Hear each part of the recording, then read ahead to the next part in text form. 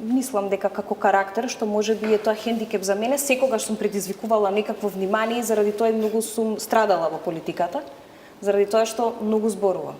Може би подобро во кариерата се движите ако молчите и викате браво, така е.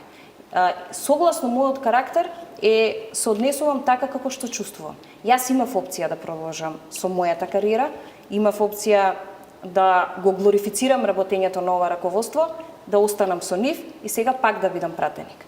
За мене завршувањето на пратеничката кариера не е изгаснување во политичкиот живот, нити пак лебедова песна. Напротив, може би начин да се движите поинаку во политиката. Имам една девиза во животот е никогаш да не побегнете од сам себе. И тоа ме води цел живот. Чувствувам потреба дека во моментов треба да им кажам на граѓаните што чувствуваат. И без разлика дали ќе бидам пратеник или не, и спрема членовите, и спрема неопределените граѓани, ќе продолжам вака да се однесувам. Имаше два клучни моменти кои што ми беа сигнал дека морам да се одвојам од нешто што не се согласувам.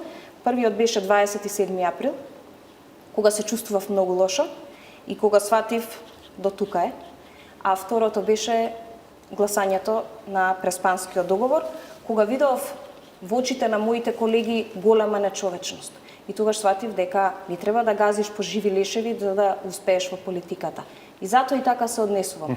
Во моментов, ако не се согласувам, гласно ќе зборувам. Ќе учествувате на следните избори во некаква друга формација политичка? Не, немам таква намера да учествувам на изборите во друга формација.